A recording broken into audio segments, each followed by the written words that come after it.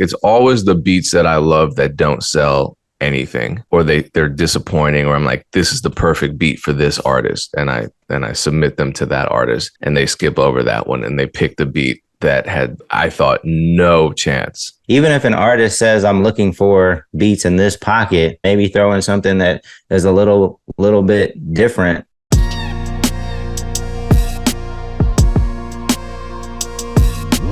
What's going on? It is the No Pain, No Dame podcast.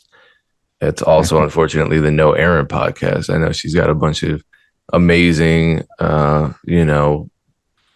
Gen Z stuff to do. I don't know if she's technically Gen Z. I know that Dame and I believe I'm a millennial at least. I don't know where we all fall. I think we may actually be three entirely different generations. But Dame, how are you feeling this morning?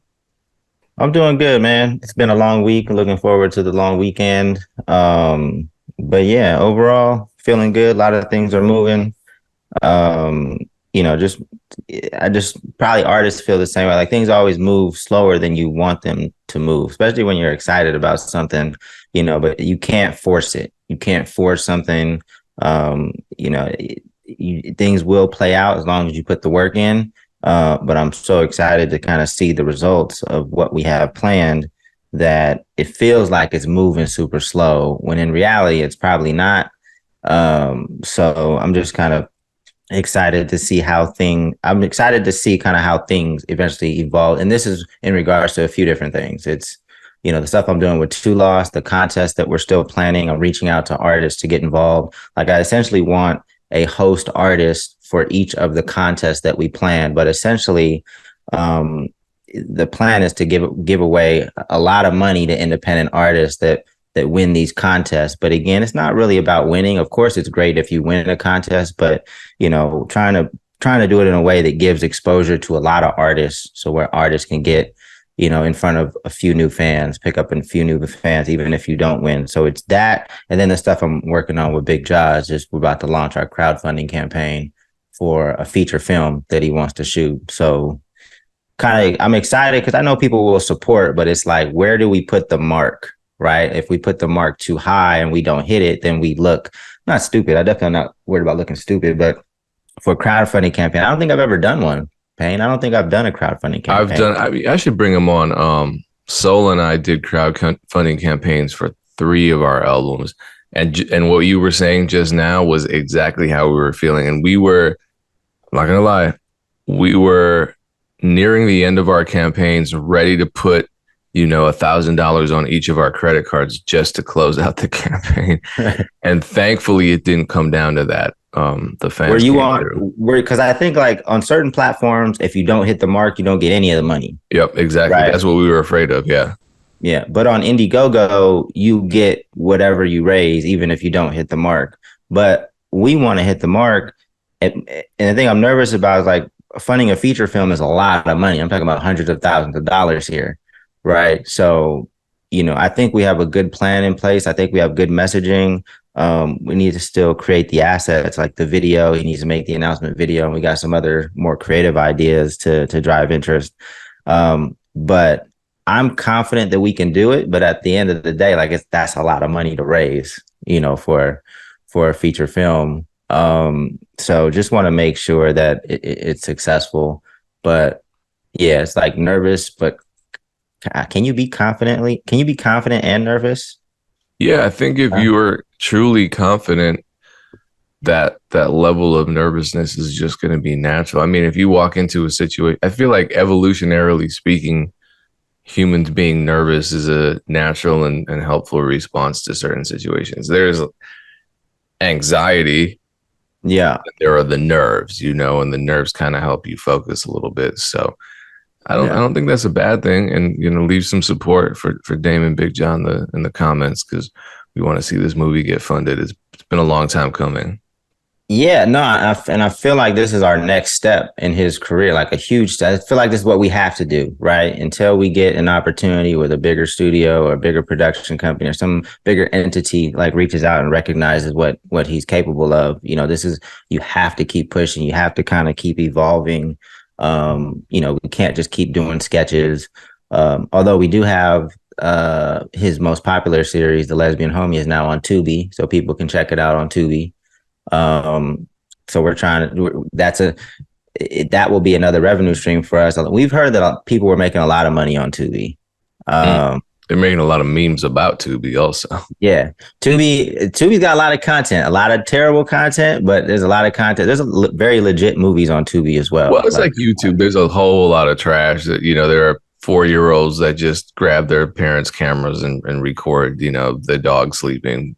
And then there are Hollywood featured films on there as well. Well, Tubi doesn't let the people with the cameras. There definitely is like, a lot more of a filter than YouTube. Anybody can't just put something on Tubi. But I'm excited to see what the results will be from that as well, like what the monetization actually looks like. And will Jaws fans like go to Tubi and watch it again? All the comments have been extremely positive of us kind of resurfacing clips and letting people know. People are excited. But, as I guess the underlying lesson to that piece too is like we have to continue to look for new revenue streams as these businesses and platforms evolve, because YouTube's been pretty consistent, but Facebook, we've definitely taken a hit on Facebook. Facebook is not what it once was. So looking for new platforms to get more fans, more eyeballs, and to monetize is crucial. And Tubi looks like that could be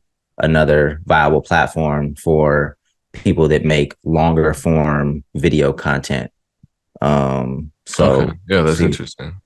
See what those numbers look like. But yeah, anyway, let's jump into a topic. Payne, what you got for us? Well, before we jump into the conspiracy about Billboard and numbers, et cetera, I want to ask you a quick question, Dan, because you've managed rappers, you've run contests that have involved beat makers, you've run a label, you've run several labels, you've run and worked on campaigns and platforms that catered to producers. As a background, I heard, there are always narratives floating around every community. The producer community is full of these dramatic narratives, and one of them was that sampling is dead. That's been around forever. Everything's, music production's been dead. Music producers have said that it's silly. By the same token, people are also saying, no, sampling is making rap all sound the same. So it's not dead. It's more alive than it should be because everyone's just remaking 90s songs now. I've always been of the school of thought that, as producers, we're analytical. And I hate to even separate beat maker and producer because you go down a slippery slope, but someone with a lot of experience working with artists, I think that I've developed a pretty analytical ear, as have other producers with experience. And you can read a person and you can adapt to their style and create and produce a better product with your guidance with this artist. My question is, and this is like when I'm with an artist in a room, it's a whole different energy. Why are so many of us such bad judges of our beats? It's always the beats that I love that don't sell anything, or they're disappointing, or I'm like, this is the perfect beat for this artist, and I submit them to that artist, and they skip over that one and they pick the beat that had, I thought, no chance with that project. I don't do you see that a lot? And then the other question is there such thing even as a trash beat? I think there are arguably really bad beats that just kind of violate all conventions of music and just sound like a mess. So I think there could be a bad beat, but it's also incredibly subjective. And I don't know, Dan. What have you seen? Why are beat makers such bad judges? Yeah, I mean, I think it just goes to show that, sometimes we overthink things, and, I would just never hold back. Like if there's an opportunity to get in front of an artist or present some ideas, Like throw the ideas out there, throw the beat out there. Like people, somebody might have a different take. Somebody might want the beat that you think isn't that good, or somebody might just use that as kind of like a base layer and kind of build on top of it. It's like, oh, I know what this beat is missing, right? And then it becomes more of a collaborative effort. But yeah, I think the message there is just don't overthink things, and try. Like just if somebody's looking for beats, even if an artist says I'm looking for beats in this pocket, I would include a beat that definitely, you want to deliver what was asked for, but maybe throw in something that is a little bit different. Because it'll definitely stand out. They might not like it, they might hate it, but at the end of the day, like the worst thing you can get told is no, or this is not going to work, or you're not going to get this opportunity. But you didn't have the opportunity before you submitted for it, so it didn't change you in any way. So yeah, I mean, I've seen that a lot. I mean, I've seen. I remember when Hop, what album was that on? He basically dropped a song that was like mocking, like the rap of the times of whenever that came out. I think that was like mumble rap, and it became like a very popular song. That definitely wasn't his intention. But you just never know how people are going to take art. You don't know how people are going to receive it. You know how people are going to like it. So, I would just develop the confidence of putting different things out there and seeing how people respond. So have you heard beats that you're like, that's a trash beat? I think there's definitely beats that are universally like agreed upon that like that's not a good beat. Like I haven't seen a beat where like hella people just hated it and then one person loved it and then it became like a great, like I haven't seen that. Okay, so I think there are trash beats. I think there's a lot of subjectivity. There may be, if it's just a beat where none of the elements are in the same key and the drums are offbeat, whatever. You can't really use that. Yeah. You remember when what was that show? I think with Ludacris, right? Yeah, with Method Man and Redman like set him up as a prank. Yep. And they kind of challenged. He was kind of. I mean, it wasn't a beat that you could rap to, but he was doing better than probably anybody could do. Like, yep. I think they asked him to do like a frog sound or something too. That was hilarious. Whatever. I don't think it was Punk'd. It was something. It was some other kind of show on MTV. But it was like that, yeah. And it was in the studio, and they tried to make I just want to say the beat itself wasn't trash. It was that the rhythm just didn't make sense.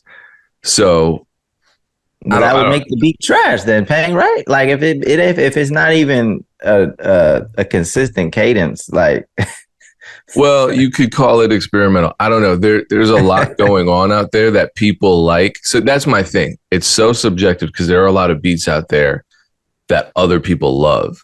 I'm like, you like that? Even with me, if I make a beat that I don't particularly like, I've had beats that I didn't like at all that I just forced myself to upload. And next thing you know, those are the ones getting 100,000 views on YouTube, and people are saying, "Oh, this is the greatest beat ever." I'm like, how? I'm not going to argue with you because I appreciate it, but it makes me think, what is going on in my head? So,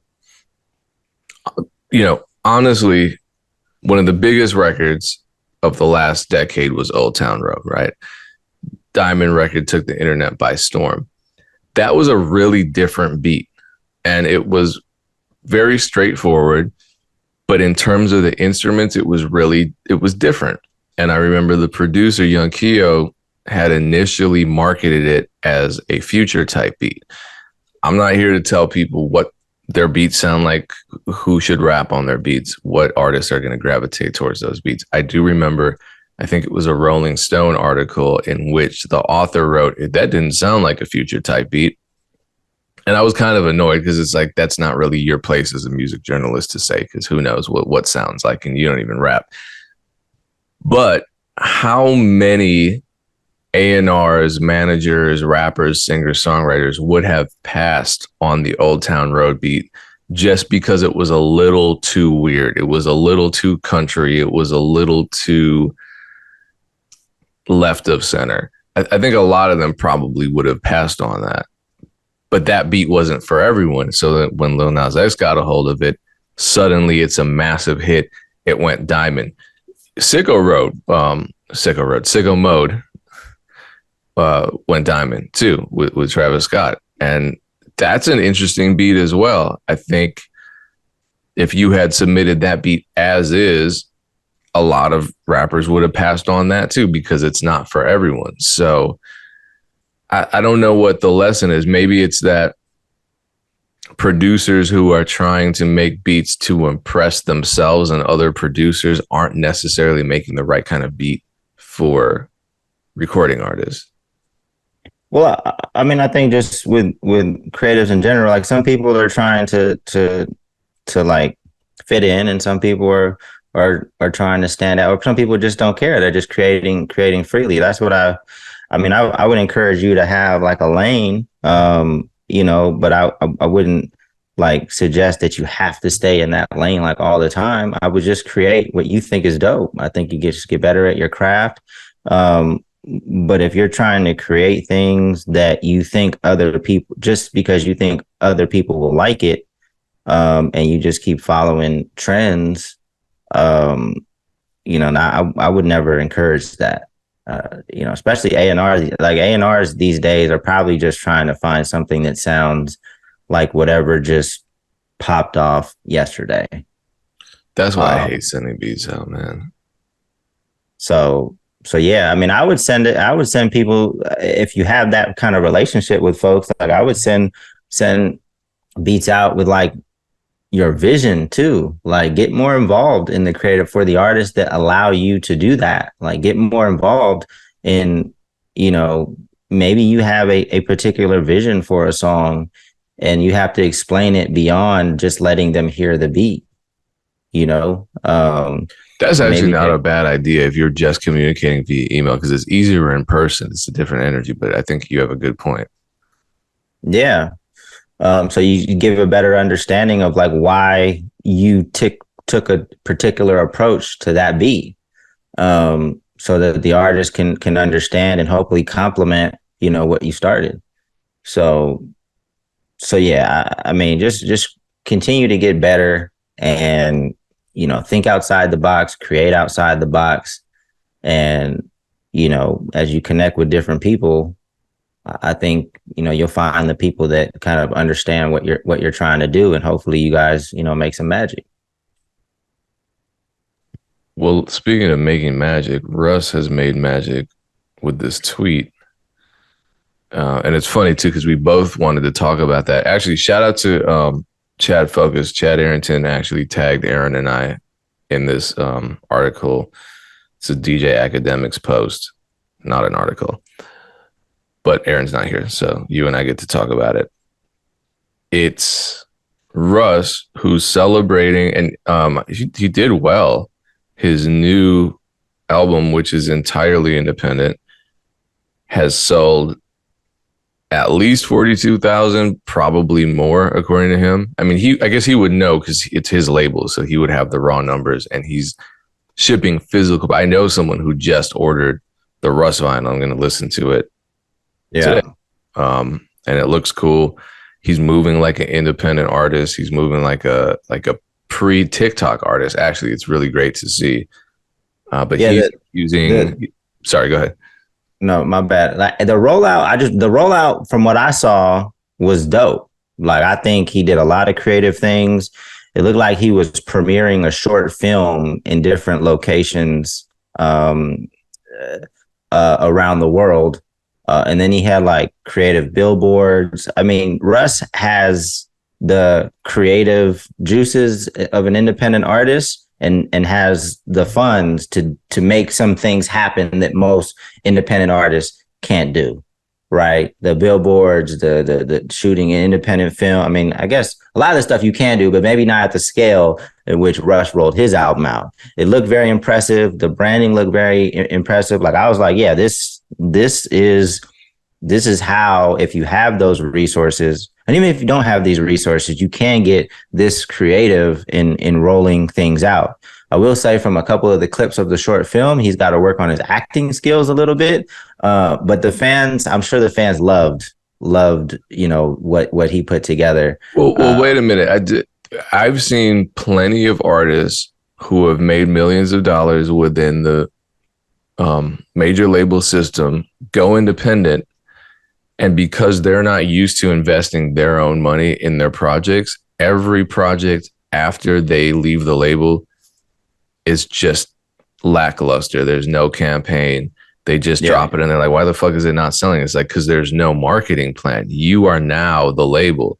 So when Russ transitioned out of Sony Columbia, I feel like the opposite happened. I feel like his brand got maybe even strong. I mean, fresh out of that deal, he had a hit single. Yeah. Well, I think I remember seeing a clip from an interview he did. He was like, well, you signed to the label so that you can get these relationships, but now he has the relationship, so he don't need the label. So he probably has still a great relationship with a good radio promotion person. I don't, maybe it was just his internal team that rolled out some of these marketing ideas. I don't think you nearly need, outside people to do what he did, but maybe he did still connect with some of the marketing folks that were at the label. Russ is such a big artist now. I mean, he's going to have access to the resources that you need to roll a project out the right way. And given that he had success before signing to a label, like, he understands the independent grind and he understands his fan base. So with all that put together, I'm not surprised that he is as successful as he is, like, rolling things out. Yeah, but you know what? All these artists watching what Russ is doing, they're fixating on surface level things, like obvious things, like release a song a week. Why is it that not working? They're not looking at I don't want to go on a whole tangent about Russ's strategies, but if you're looking at him as a influence on your career trajectory as an unsigned artist, try to go deeper and look at some of the other stuff he's doing. Because yes, you can drop a song a week, and like I said in the last episode, I feel like that's the easiest, most straightforward thing to do.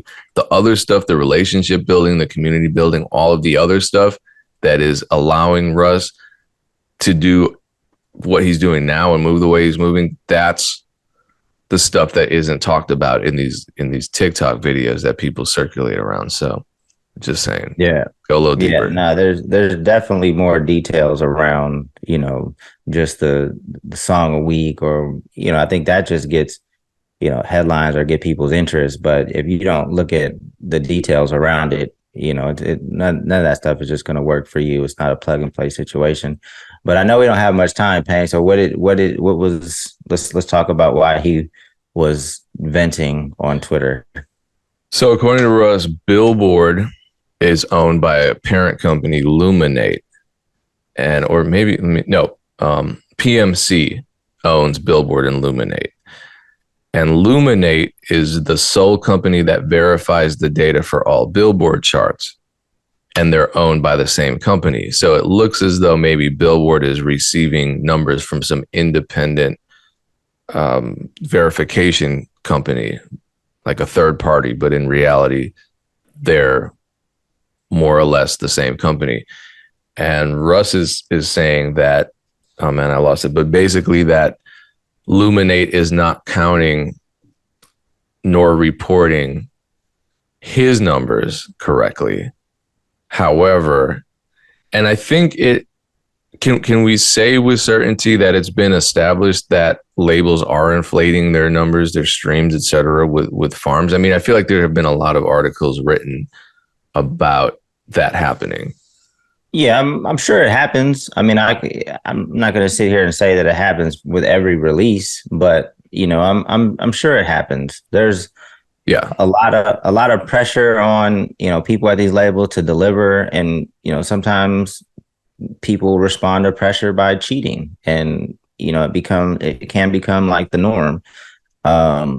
So But yeah, I mean, but continue, Payne, give your take, because I have maybe a different take on this Yeah, whole thing. I don't know if I have a take necessarily, but just that what Russ is saying is that these companies will verify, all of the labels data, but not his. And the Yeah, labels data are faked to an extent, which, I'm not in these rooms when this is happening. It seems like the like farms are, if that's a conspiracy theory, I believe that conspiracy theory. I don't think it's that hard to believe at all that that the streams and so forth, all these numbers, they're easier to fake than physical sales, right? So why yeah, wouldn't labels augment them as a part, maybe not the biggest part, but at least a part of their marketing campaigns? They have the resources and they have the partnerships with the streaming companies. They're not going to be like the Chad Focuses where Spotify is cutting their accounts off because it's UMG. Spotify can't kick UMG off the platform. YouTube's not going to penalize UMG. You know what I mean? yeah. YouTube's not going to penalize what is the top record label. It's a Bollywood record label, but they're not going to penalize them for buying fake views because they want them on the platform. They have partnerships. They're making them a lot of money. So I think that's part of the frustration that Russ is speaking to. I think it's great that Russ is talking about this because this is on brand for him. Exposing the music business while promoting his projects. I'm just not surprised by it. I think it'll galvanize his fans, but I'm just kind of looking at it like, yeah, this is more of the stuff that everyone deals with, and like people in the music business don't even talk about this because Billboard. I mean, when you're succeeding at Russ's level, who cares? Well, I thought he was talking. I mean, again, I didn't dive too deep into it, but I thought he was referring to like physical sales or sales on his website, like not counting towards like, because you can use like, because I know that like it became kind of a strategy for major labels to like do bundles, right? And to get additional sales that first week, and they counted all those bundles towards the first week's sales. And you have to go through certain channels in order for that to work as an indie artist, right? Like sales on your own website, it would be very difficult for an organization to like receive information from all these different independent artists, like random websites, and certify that for first week sales. I think you can, if you use single music, there's a company that you can attach to your Shopify store. Like I think all of those sales will get reported. So there's different channels, but I thought that that's what Russ was referring to. Maybe like sites, I mean, sales on his sites didn't get included. And if they were, it would have been 10,000 more.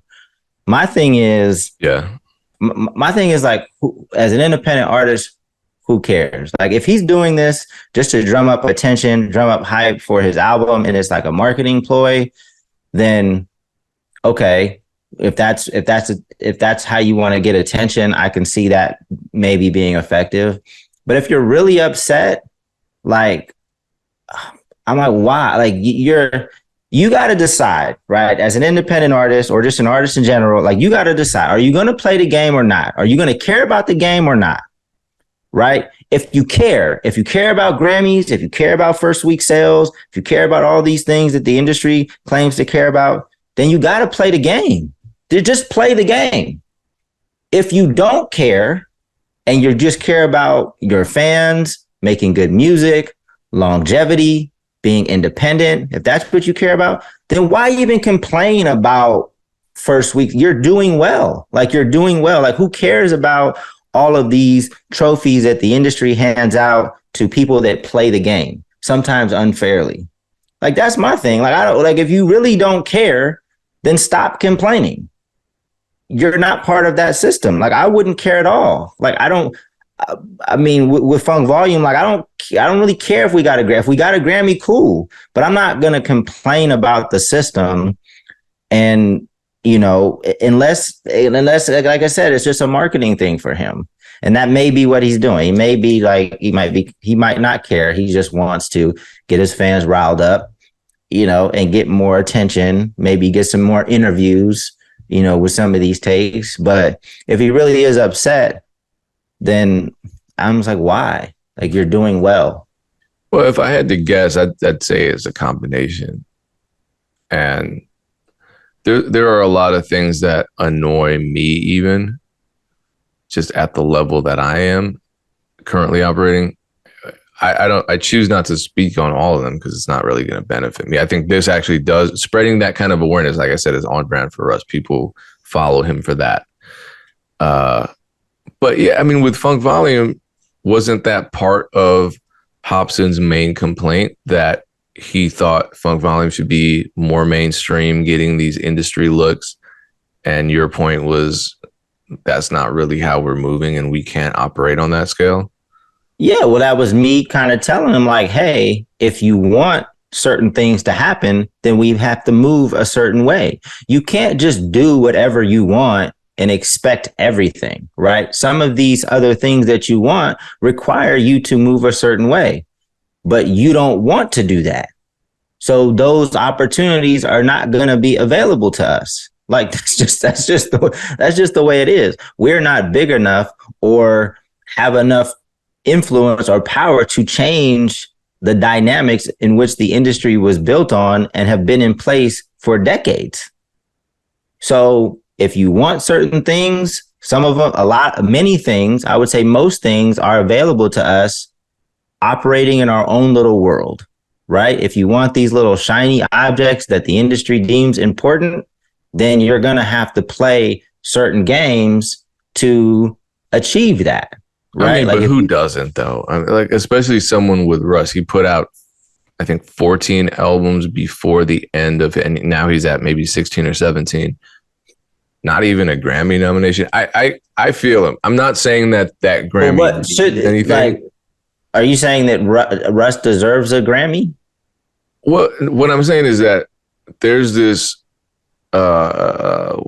dichotomy within the heads of a lot of creatives where, especially someone, I'm thinking if I'm at the Russ level, right? It's amazing that I have these fans. I wouldn't give that up for anything, but at the same time, I'm still a musician, especially someone like him who went through the major label system. And you see all these other people getting these accolades, which you yourself know, either consciously or subconsciously, are bullshit anyway. A Grammy doesn't validate, and the lack of a Grammy doesn't invalidate you as a musician. Right? You not winning a Grammy doesn't take away those fans that support you.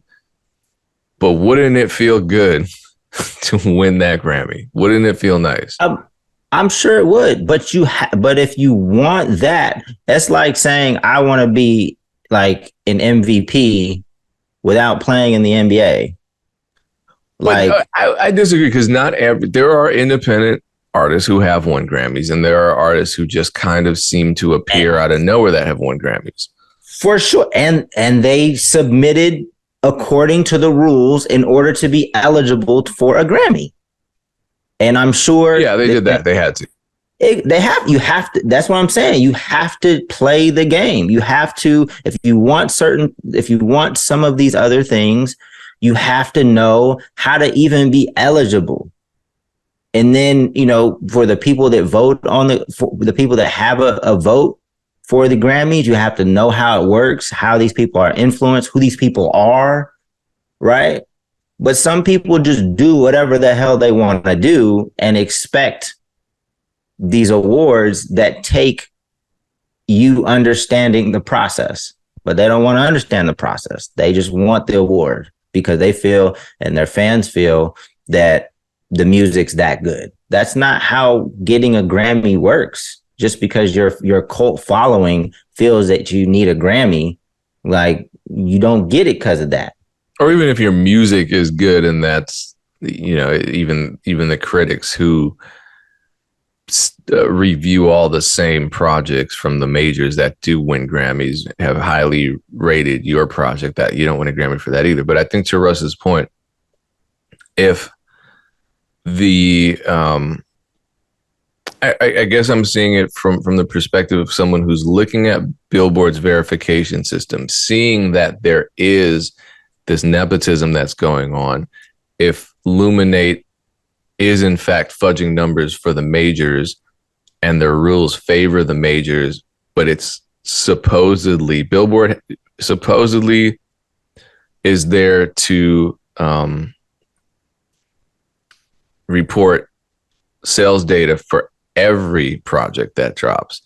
It would be frustrating to have this great rollout, pretty amazing response. If he sold 50,000 just like that, you'd want to celebrate that. If it's not being reflected because of some rules that don't actually make sense and that actually might be skewed in the favor of people who are cheating the system, that can be frustrating. So to his point, I don't know that he's said I deserve to be here. All he's saying is they're underreporting my numbers, but over-reporting for others, and that's a double standard. Are they? Is he saying that they're like Luminate is over-reporting, or are they saying they're not looking into like fake streams and they're just taking those numbers as truth and reporting those? I mean, I imagine that's the plausible deniability factor. If it's an open secret that labels are doing that to an extent, you're not going to audit them because those are label partners. And if a major label artist got 2 million streams on one song in a single day, you know what? Maybe 500,000 of those are fake, but the other 1.5 million are real. So what, are we going to split hairs here? Does your opinion change if there was like, it's kind of on, if it was Russ's team's fault that his 10,000 weren't reported? Let's just say, if you wanted all of your sales and streams to count, you have to use X, Y, and Z. You had to put this plugin into your Shopify account. Boom. And they didn't do that. Does your opinion change? Yeah, mine would, as long as it's not something inaccessible or excessively restrictive, as in you have to purchase this system, you have to do this, you have to buy this, as long as it's not cost restrictive. Yeah. If it's simply just a process that's accessible to everyone, then yeah. I mean, I haven't put out a project at a decent scale where I cared about like first week sales for some time. And I know that there's been like some changes in terms of, can you use merch bundles? Can you not? But it was supposedly applied to everybody, like major label artists and independent art. And I don't even know where the dust settled on that. I'm not sure, like our merch bundles okay, or are they not? They're okay, but they've created more rules and there are just restrictions. And honestly, I'm reading the article right now, and this is on Pitchfork, and I'm not getting a clear understanding of what those new rules are. If I did more research, I could probably get a better idea. Yeah. So maybe the way that he had his website set up, because I know that we talked, I think Aaron mentioned it on another part, like he was selling things at cost, right? And he must care about first week sale, because you may want to give a discount to your fans. You want to make it accessible to your fans for, an affordable amount. But the benefit to him is more sales, going to drive up first week numbers. And, so he must care a lot about first week numbers, because I would say that if you're selling things at cost, that's part of the reason that you're doing that. But maybe the way that he set things up. Yeah. So I know I don't know if we're going to continue or wrap things up, Payne, but. Yeah, we can wrap things up. I think it'd be interesting to bring this up to Erin, since she was tagged by Chad. So shout out to Chad, shout out to Erin. She's not here. Hopefully we can get her in on the next episode. Hopefully we can get Damon on the next episode. Sometimes it's like musical chairs with the two of them, since they handed over the reins of the podcast to me so many months ago. Dame, appreciate you. How do we follow what you got going on with Too Lost? Just follow my personal IG at dame.mec. And I'll keep everybody posted on everything that we got coming out in the coming months.